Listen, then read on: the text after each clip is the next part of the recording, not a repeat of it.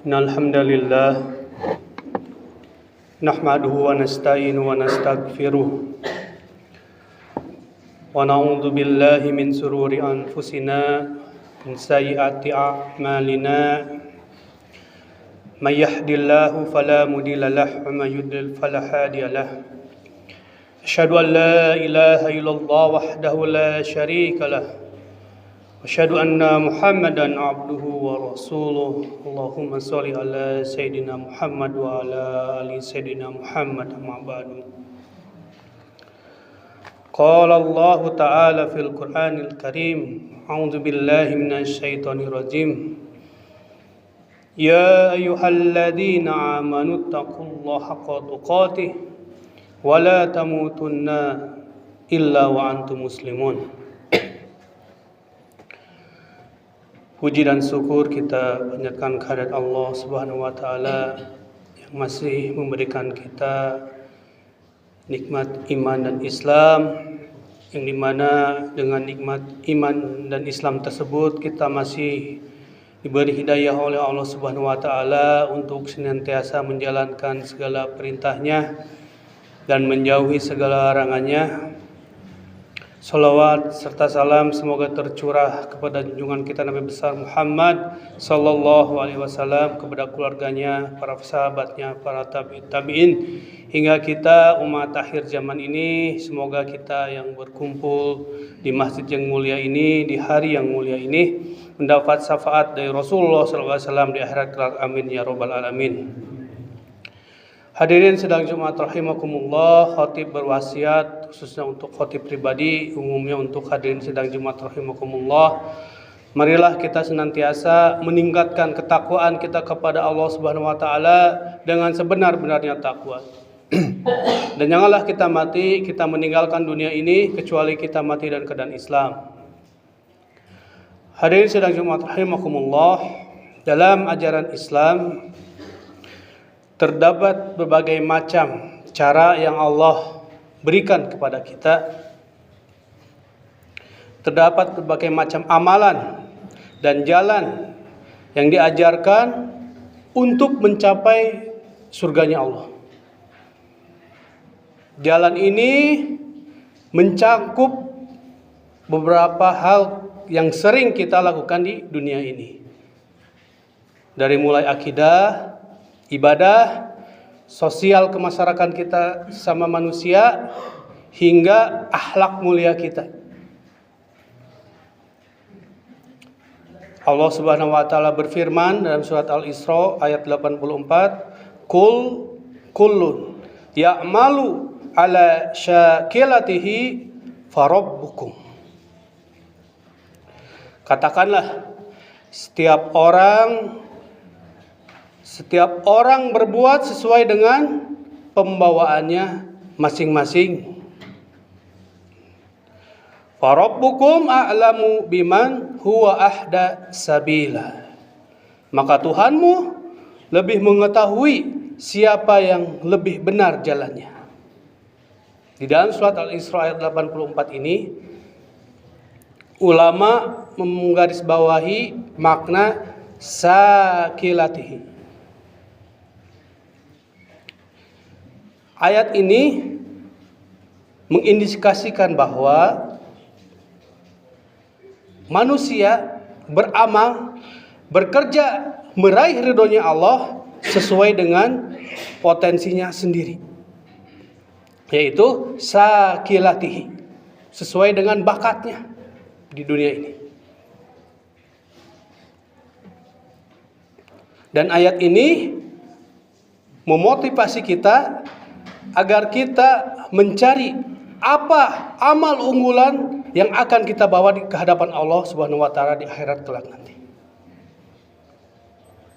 Mengapa? Sakilatihi, ulama garis bawahi bahwa kita harus punya setidaknya satu amalan, kata bahasa Sunda itu kojo, di hadapan Allah nanti. Kenapa? Dalam sebuah hadis Rasulullah SAW ketika ada seorang datang ke masjid Rasulullah berkata kepada sahabat Abdullah bin Amr bahwa dia itu ahli surga. Sampai 3 kali bilang begitu. Hari pertama Rasulullah bilang begitu, sampai 3 hari Rasulullah berkata kepada Abdullah bin Amr bahwa dia itu adalah ahli surga. Penasaran Abdullah bin Amr sehingga beliau menginap di rumah orang tersebut selama beberapa hari dan tidak menemukan amalan yang istimewa dari orang tersebut. Ibadahnya jauh dengan Abdullah bin Amr sebagai sahabat yang dekat dengan Nabi. Ternyata karena saking penasarannya Abdullah bin Amr berkata kepada orang tersebut, "Apa amalan yang kau lakukan sehingga Nabi mengatakan kau adalah ahli surga?" Tidak ada amalan istimewa yang tidak dapat saya lakukan kecuali hanya satu. Setiap saya mau tidur, saya mengampuni orang-orang yang menzalimi dan menyakiti hati saya. Itu saja.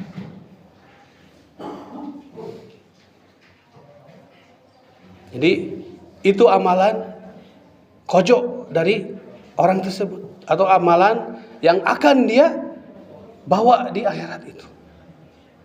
Dan Rasulullah sudah tahu bahwa orang ini adalah ahli surga. Rasulullah SAW bersabda, "A'malu fakulu musayyalu khulikulahu." Beramallah kalian, sebab setiap orang akan dimudahkan untuk apa yang sudah diciptakan untuknya. Hadis riwayat Bukhari dan Muslim. Makna dimudahkan ini, makna kalimat dimudahkan dari hadis ini, ulama menafsirkan tafsir hadis ini, yaitu jika seseorang ditakdirkan oleh Allah masuk surga, oleh Allah ditakdirkan seorang masuk surga, ini bisa menjadi koreksi untuk kita semua. Kita ada di posisi di mana sekarang ini. Jika ditakdirkan seseorang itu oleh Allah nanti itu masuk surga, Allah akan memudahkan jalan bagi orang tersebut untuk melakukan ketaatan, ibadah, dan hal-hal yang mendekatkan diri kepada Allah Subhanahu wa Ta'ala. Kalau kita di dunia ini merasa ada kemudahan, ada jalan, seperti ada jalan membuat kita semakin taat kepada Allah Subhanahu wa Ta'ala, itu tanda-tanda kita dimudahkan di akhirat kelak. Tanda-tanda kita ada kabar baik di akhirat itu, kalau menurut tafsir hadis para ulama. Tapi sebaliknya, kalau kita justru di dunia ini dimudahkan untuk kemaksiatan dan kejahatan, itu pertanda alamat kita celaka di akhirat kelak.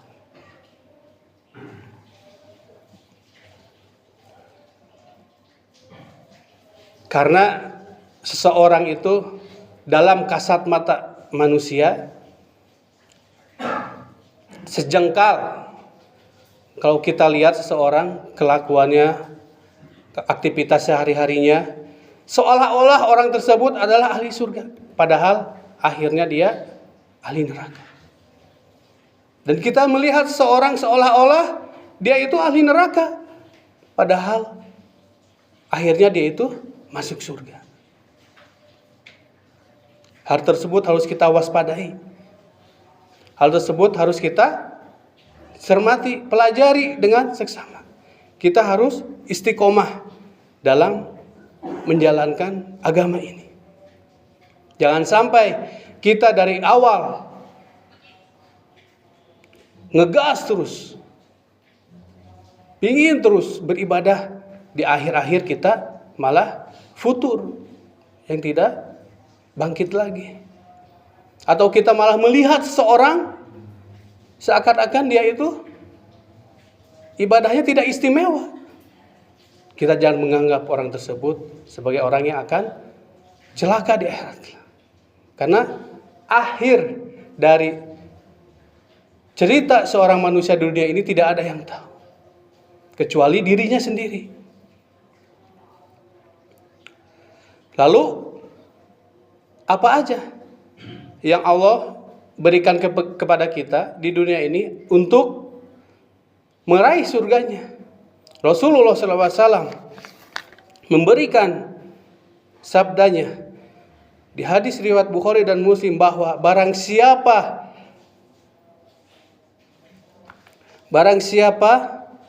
yang termasuk dari golongan ahli sholat, dia akan dipanggil dari pintu sholat. Barang siapa yang dia ahli jihad, dia akan dipanggil dari pintu jihad. Barang siapa yang dia dari ahli sedekah, dia akan dipanggil di pintu sedekah. Dan barang siapa yang dia ahli saum, puasa, dia akan dipanggil di pintu ar-rayyan, pintu orang-orang saum. Ini pintu-pintu ini kita bisa memilih mana. Ada orang yang kuat dengan sholat tahajudnya, sholat sunat-sunatnya. Ada orang kuat dengan sholat saum sunah-sunahnya. Ada orang yang mudah sekali menginfakkan, mensedekahkan hartanya. Contoh dari para sahabat, hadirin sidang Jumat rahimakumullah, banyak sekali perbedaan dari para sahabat. Utsman bin Affan contohnya. Beliau itu orang kaya di Mekah pada saat itu. Dan dia berjihad dengan hartanya hampir dengan untuk seluruh kejayaan Islamnya. Ada lagi Abu Hurairah. Dia itu berjihad dengan ilmunya. Dia banyak sekali meriwayatkan hadis-hadis Nabi Muhammad SAW. Ada juga sahabat Bilal bin Rabah, seorang budak belia yang pada saat itu tidak dipandang status sosialnya, tapi dia bisa masuk ke surga hanya karena suara indahnya sebagai muazin Rasulullah SAW. Atau Khalid bin Walid, panglima Islam pada waktu itu, yang dalam sejarah selama 100 pertempuran beliau itu tidak pernah kalah. Jadi hadis ini menunjukkan bahwa jalan menuju surga sangat beragam, tergantung pada kemampuan dan kecenderungan masing-masing hamba ini. Kalau kita sudah merasa sebagai ahli sholat, kita berusaha menjadi ahli sholat atau berusaha menjadi ahli saum, ahli sedekah, kita fokuskan kepada hal tersebut agar itu menjadi kunci amalan kita di hadapan Allah Subhanahu wa taala. Barakallahu li wa lakum.